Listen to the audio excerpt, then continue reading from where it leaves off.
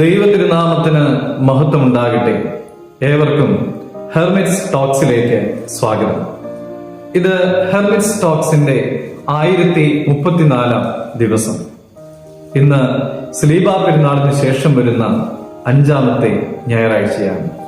ഇന്നത്തെ വിശുദ്ധ ഏവൻഗേലിയോൻ ഭാഗം ശുദ്ധമുള്ള മത്തായി 23-ാം അധ്യായം 1 മുതൽ 12 വരെയുള്ളതായ തിരുവചന ഭാഗങ്ങളാണ്.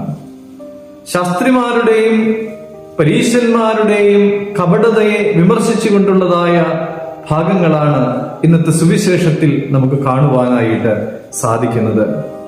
പരീശന്മാരും ശാസ്ത്രിമാരും മോശയുടെ സിംഹാസനത്തിൽ ഇരിക്കുന്നത് കൊണ്ട് അവരെ നിങ്ങൾ അനുസരിക്കണമെന്നും, എന്നാൽ അവർ ചെയ്യുന്നത് പോലെ ചെയ്യരുത് എന്നുമാണ് കർത്താവ് പഠിപ്പിക്കുന്നത്.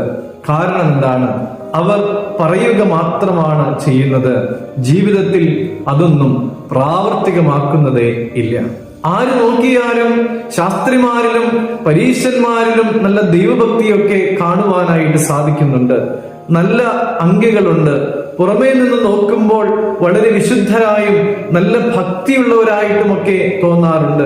അതുകൊണ്ട് തന്നെ അവർക്ക് എല്ലായിടങ്ങളിലും മുഖ്യാസനവും പ്രധാന സ്ഥലങ്ങളും ലഭിക്കുന്നു.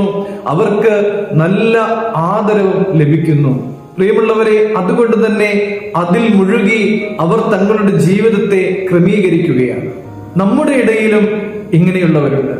മനുഷ്യർ കാണേണ്ടതിന് പ്രാർത്ഥിക്കുന്നവർ, മനുഷ്യർ കാണേണ്ടതിന് ഭിക്ഷ കൊടുക്കുന്നവർ, കൊട്ടിഘോഷിച്ച് ദാനധർമ്മങ്ങൾ ചെയ്യുന്ന ആളുകൾ.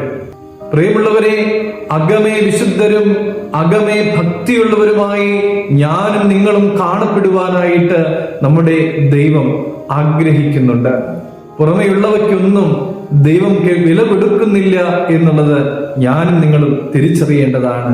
അഭിനയത്തിനുള്ള മാർക്ക് ലഭിക്കുന്നത് ഇവിടെ ഈ ഭൂമിയിൽ മാത്രമാണ് എന്ന് നമ്മൾ തിരിച്ചറിയണം. ദൈവം നോക്കുന്നത് നമ്മുടെ അകമാണ്. നമ്മുടെ മനസ്സിലും നമ്മുടെ ഹൃദയത്തിലും വിശുദ്ധിയും ഭക്തിയും നിറഞ്ഞു കവിയുവാനായിട്ട് ഇടയാകണം. നമുക്ക് നമ്മെ തന്നെ ഒന്ന് പരിശോധിക്കാം. നമ്മുടെ അകമാണോ പുറമാണോ വിശുദ്ധമായി നമ്മൾ സൂക്ഷിക്കുന്നത്?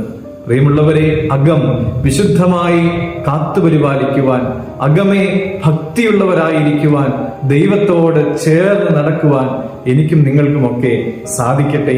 ദൈവം അനുഗ്രഹിക്കട്ടെ.